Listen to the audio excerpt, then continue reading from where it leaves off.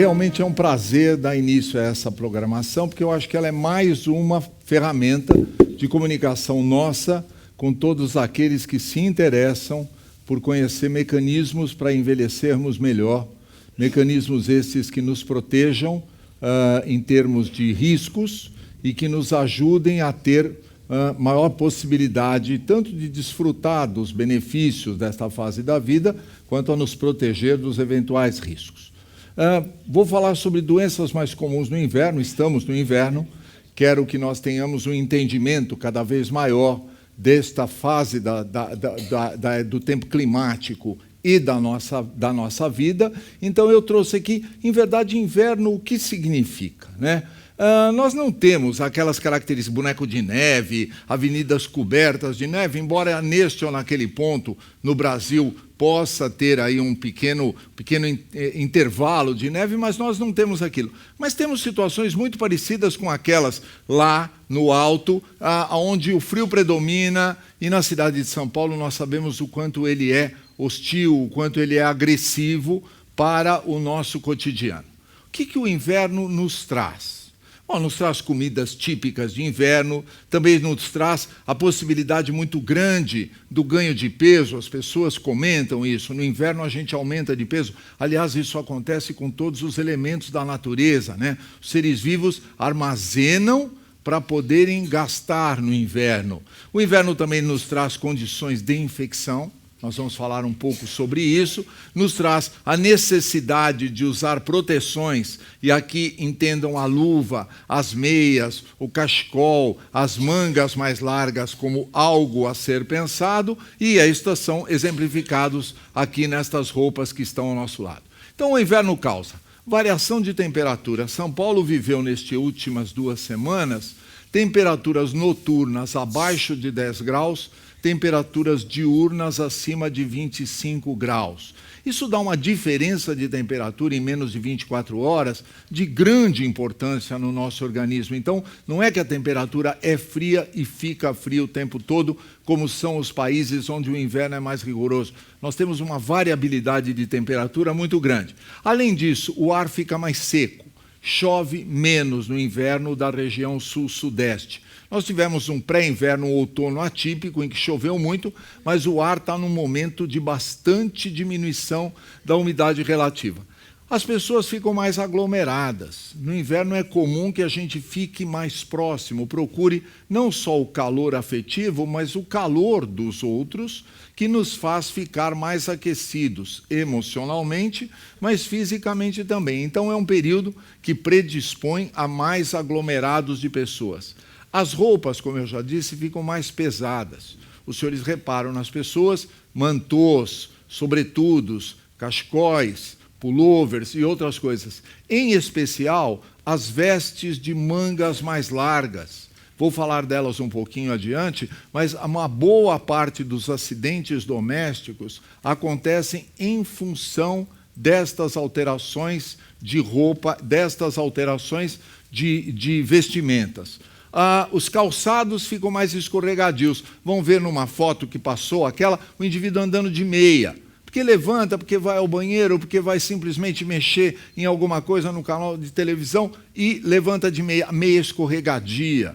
Além disso, os pisos, por vezes, ficam mais úmidos e tornam-se escorregadios também. E existe uma maior necessidade alimentar pelo fato de nós termos mais gasto calórico. Também no inverno, são consequências do inverno, uma redução dos nossos mecanismos de defesa. Mecanismos de defesa esses que nos protegem contra a doença. Falamos da imunidade como um mecanismo de defesa, mas ele não é o único.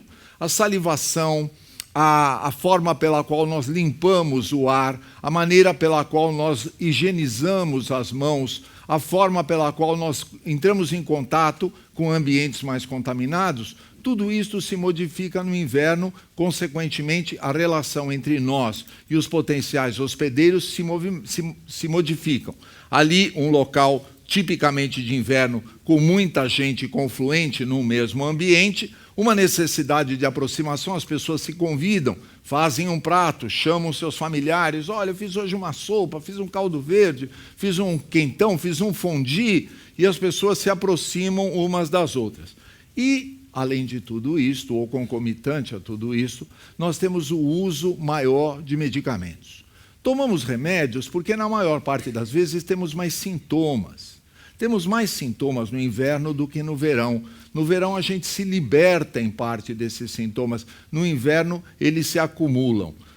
Então, aqui, consequências do inverno. Alterações da imunidade e dos mecanismos de defesa, como eu já disse.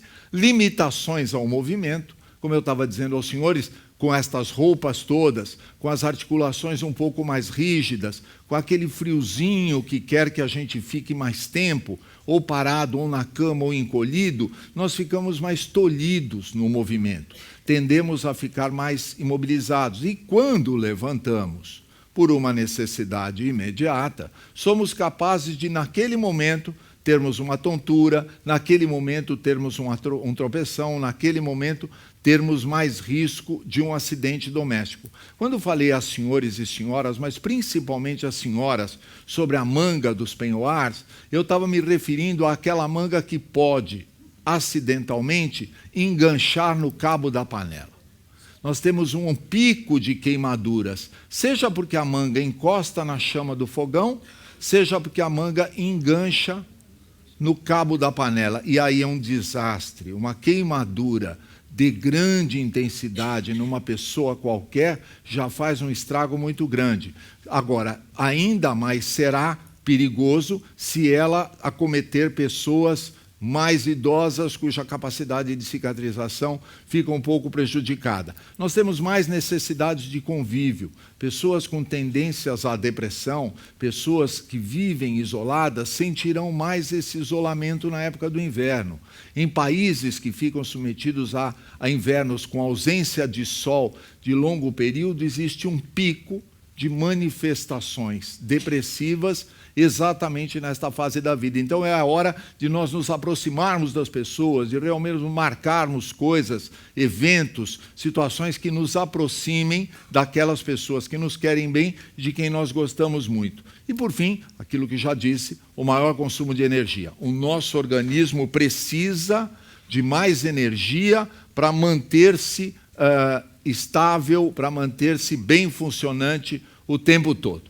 Então, são mais frequentes na época de inverno as quedas e os acidentes domésticos, as infecções, das quais nós falaremos logo em seguida, as dores articulares, as articulações ficam mais rígidas, elas ficam, de certa maneira, um pouco limitadas, mas isto acontece geralmente na primeira fase do movimento, na primeira fase do dia. E existe uma sobrecarga dos sistemas. Do que eu estou falando?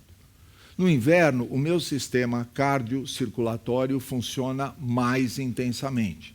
O meu sistema respiratório também precisa se adaptar a esta nova demanda. O meu sistema renal, o meu sistema gastrointestinal, tudo isto precisa trabalhar mais no inverno para dar conta de todo esse recado, de toda essa mudança de temperatura, de toda essa sobrecarga de alimento, de toda essa necessidade de vencer as infecções.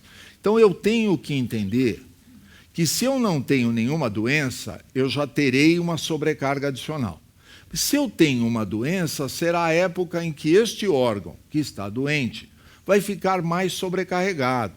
Então, eu sei que tem um problema respiratório.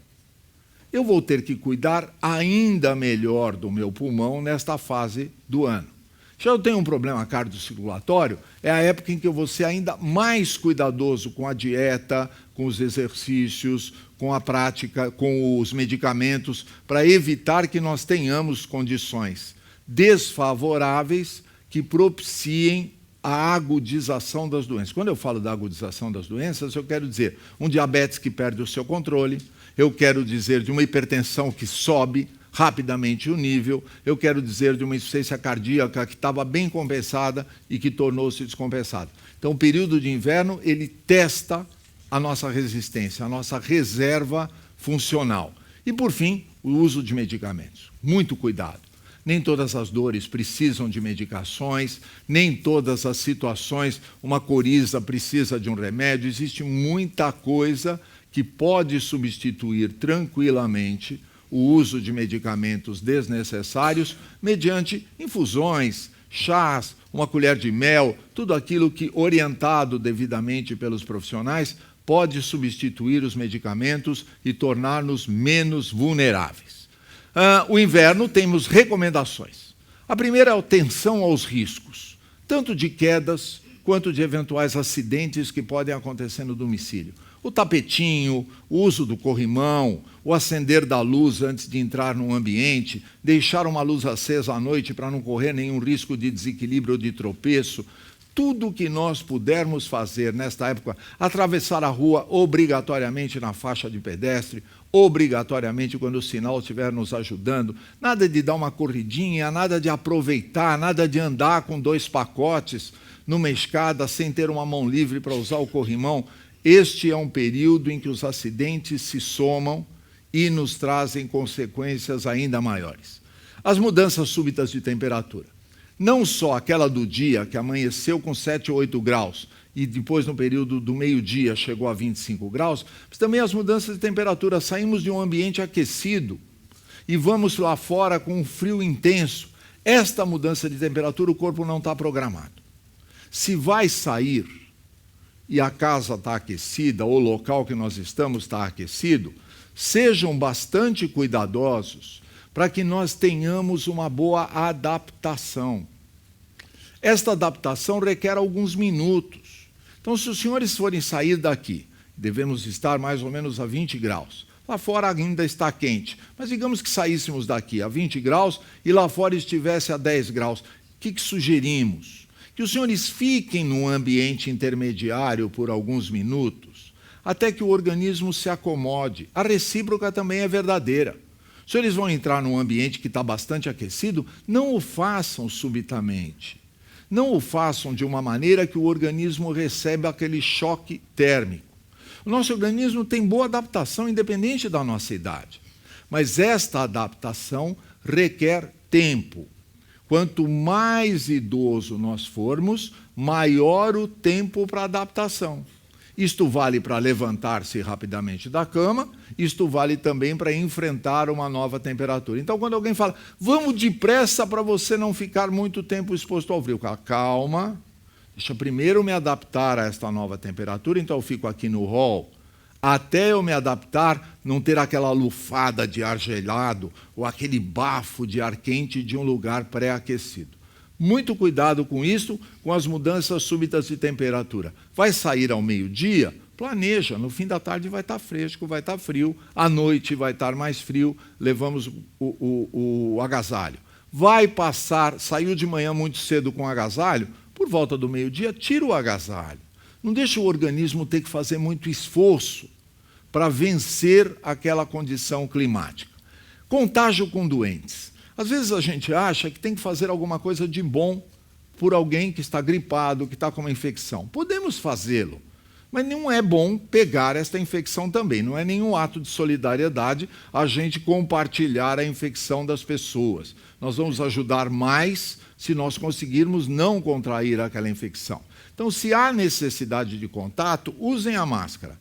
Se não houver necessidade de contato, falem pelo telefone, usem o WhatsApp, mandem a imagem pelo Skype, façam tudo aquilo que vocês estão acostumados a fazer, mas sem a possibilidade de contaminar-se com uma nova infecção. Os movimentos têm que ser lentos e planejados. Eu tenho que pensar o que vou fazer. Se eu estou percebendo que daqui a pouquinho seria interessante ir ao banheiro, já vou me planejando. Estou deitado, eu fico sentado. Estou de meia, coloco o sapato. Estou preocupado, acendo a luz, já deixo tudo preparado para que eu vá ao banheiro em segurança. Idem, eu vou fazer um movimento de pegar alguma coisa que está fora do meu alcance. Não façam isso. Movimentos bruscos nesta época do ano têm muito mais chance de produzir acidentes, de produzir lesão, do que quando o nosso corpo está aquecido. E isto vale para as atividades físicas. Eu já estou acostumado a correr. Então eu saio de casa e já saio correndo. No inverno não façam isso. Façam uma sessão de 5 a 10 minutos de aquecimento. Não, quando eu chego da corrida, eu já vou rapidinho e entro no banho. Não façam isso. Permitam ao corpo que ele volte à sua temperatura normal. Voltem ao seu estado de metabolismo normal. É isto que ele precisa. O nosso corpo precisa ser bem cuidado. E para que ele seja bem cuidado, eu preciso pensar antes em qual é aquele impacto. Fui no supermercado, resolvi comprar tudo lá e trouxe tudo numa sacola, penso para um lado. Se tiver no inverno, vai ficar com uma dor nas costas? Não tenho a mínima dúvida. No verão, o corpo está naturalmente mais aquecido. No inverno, isto não acontece, portanto, planejem os movimentos. Usem a razão previamente à emoção. Mas eu nunca fiz isso. Ótima hora para aprender. Ótima hora para aprender. Por isso a gente vive muito, para ir aprendendo coisas durante a vida. Está aí um bom momento. Foi sempre estabanado, fez sempre as coisas decididas de última hora. Façam de maneira diferente para proteger-se das intempéries que acontecem frequentemente nesta fase da vida. Alimentação e hidratação. Tanto a alimentação tem que ser adequada para que não nos falte energia, mas não precisa ser exagerada para que nos sobre energia. Ninguém ganha nada passando o inverno e ganhando 3, 4, 5 quilos. Depois vai ter que tirá-los todos no verão. Idem para a hidratação. No inverno eu não tenho sede. Beba líquido da mesma maneira. Não precisa ser água, pode ser qualquer tipo de líquido. Perguntarão se pode ser um líquido com algum teor alcoólico. Lógico que sim, desde que você esteja autorizado a bebê-lo e desde que esteja protegido o suficiente para não ter nenhum problema por conta deste teor alcoólico. Mas, de qualquer maneira, líquidos são muito importantes para que a gente tenha a condição necessária para manter o equilíbrio do nosso organismo. E mais um pouquinho, as vacinas. Vale a pena vacinar, senhores? Não há nenhuma dúvida que sim. Há 30 anos atrás, tínhamos esta dúvida, de que pessoas idosas não tinham uma boa resposta vacinal. Isto não é verdade. As vacinas provocam formação de anticorpos em crianças, em adultos, em gestantes e em idosos. Só que, muitas vezes, a mesma vacina, quando aplicada em idosos, tem que ser diferente da vacina aplicada em crianças. Então, por vezes, a dose da vacina ou a periodicidade da vacina tem que ser diferente. Mas a ideia de que a vacina causa doença é falsa.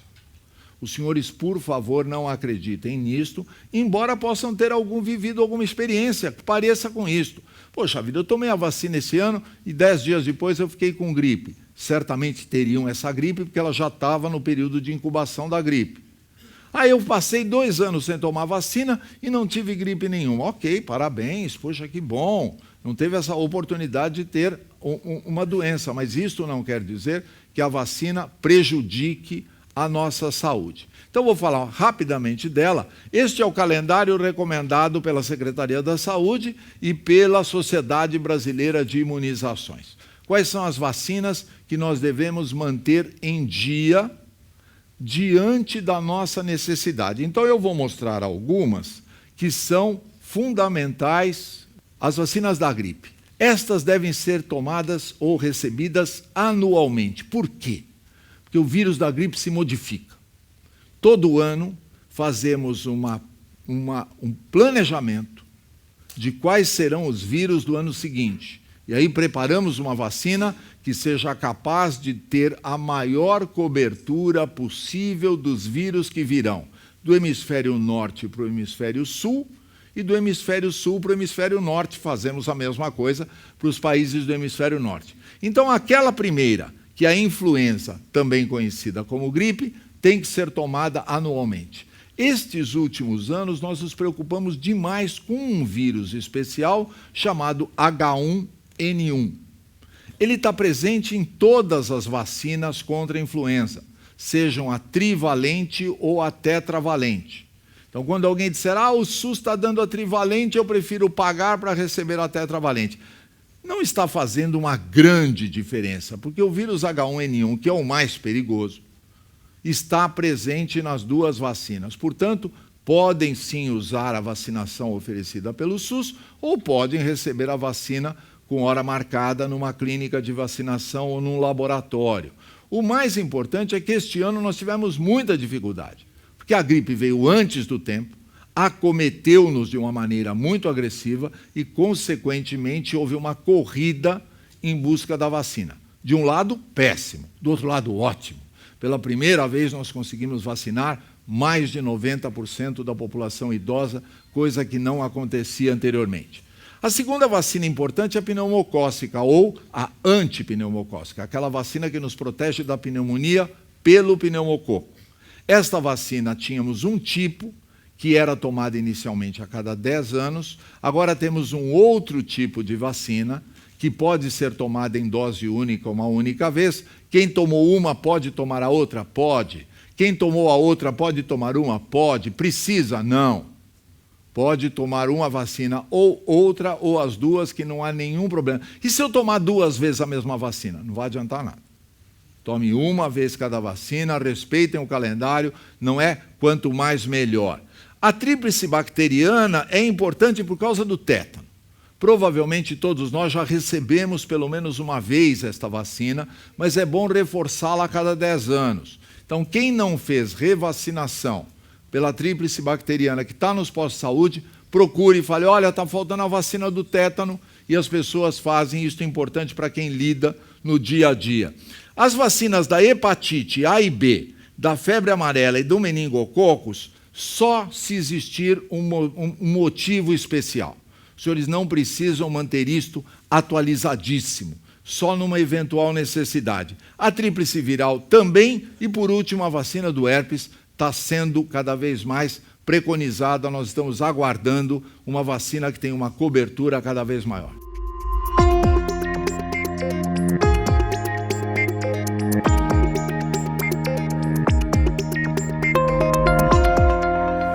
O que não deve faltar na alimentação do idoso durante o inverno?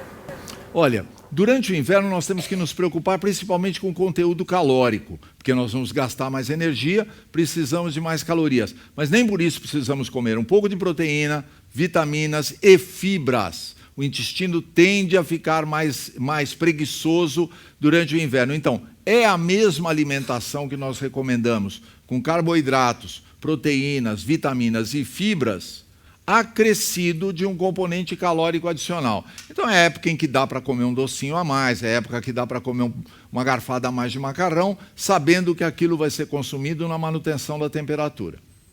Ambientes com muita aglomeração de pessoas devem ser evitadas em dias frios? Jansen, querido, sim, desde que tenha no meio dessas pessoas alguém numa fase muito aguda de doença. Nós não vamos conseguir evitar, tanto é que estamos aqui todos juntos, não é verdade?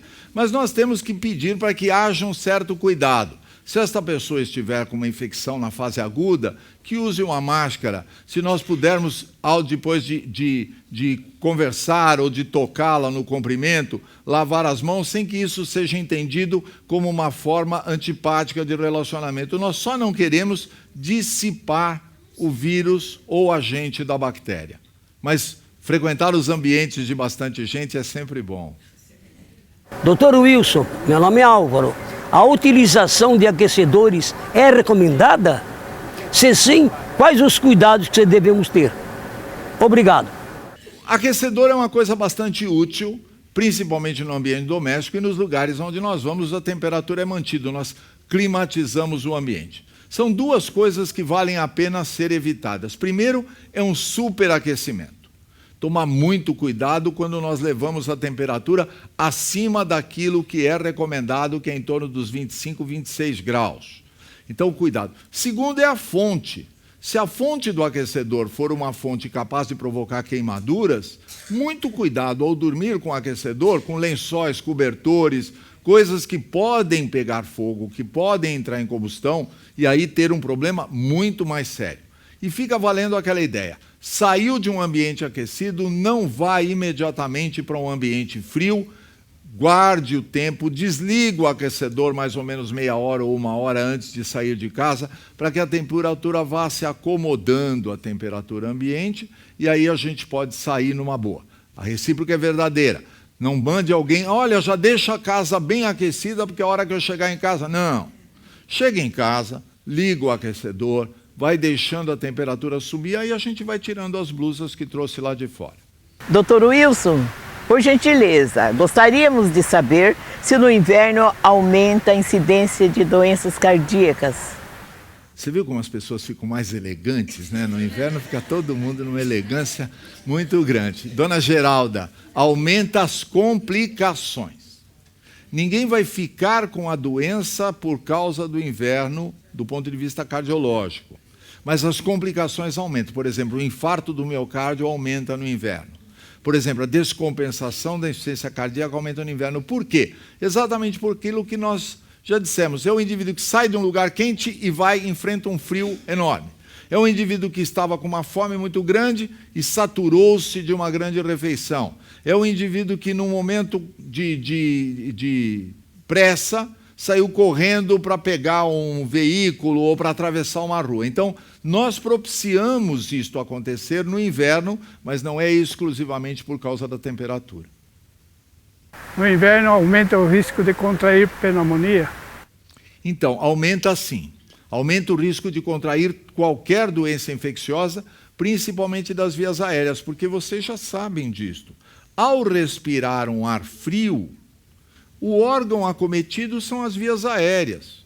Este ar frio que está a 10 graus vai entrar dentro do meu organismo. Eu sinto o frio na pele, mas a parte interna do organismo está protegido, menos os pulmões. Porque eu aspiro um ar a 10 graus e lá dentro vai a 10 graus também. Os mecanismos de proteção ficam praticamente paralisados.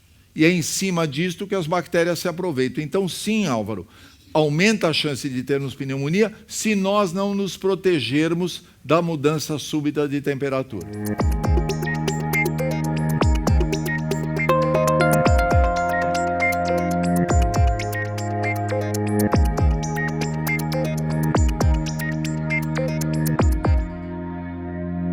A minha imunidade ou resistência fica mais baixa no inverno e eu posso adoecer. Pode sim. Isto não necessariamente é por causa do inverno, mas no inverno isto piora. É verdade. É mais fácil ficar resfriado no inverno do que no verão? Também. Nossos mecanismos de defesa diminuem, a gripe incide mais no inverno ou nos períodos mais frios do ano. No inverno é mais comum ter dor de ouvido, como qualquer outra infecção. Se for infecciosa, no inverno vai ter mais chance de dor de ouvido. Mas se for por um outro motivo, não. Se eu sair sem blusa, posso ter hipotermia? Olha, precisa estar muito frio e você precisa ficar completamente parado para ter hipotermia. Hipotermia é uma questão não só de temperatura, mas também de imobilidade. Por isso que no frio nós temos a necessidade de fazer movimento, né? Porque o movimento aquece e com isto nós produzimos calor. Estou resfriado. Será que vai evoluir para pneumonia? São doenças completamente diferentes. Resfriado é uma doença viral, pneumonia é uma doença bacteriana. O resfriado pode predispor à pneumonia, mas ele nunca vai virar uma pneumonia. Mas a melhor forma de evitar pneumonia é não ter a gripe, não ter o resfriado. Crises de asma e de bronquite acontecem mais no inverno exatamente por aquilo que eu falei do ar frio. O ar frio, ao adentrar ao pulmão, dá uma trancada na nossa respiração. O termo serve para entender a respiração para. Quem tiver predisposição à asma ou à bronquite, é a hora em que ela reage como se fosse uma zona de gatilho. Então, existe uma asma do frio. O que nós recomendamos? Ambiente-se. Não faça mudança súbita de temperatura. Esfriou e eu estou com dores no corpo todo. Por que isso acontece? Porque as articulações ficam mais rígidas. Elas ficam mais rígidas e, consequentemente, para começar a movimentar, elas doem. Então, na cama, começa a mexer um pouquinho as articulações, vai fazendo alguns movimentos, aí quando você sai da cama, você já não está mais frio, está aquecido.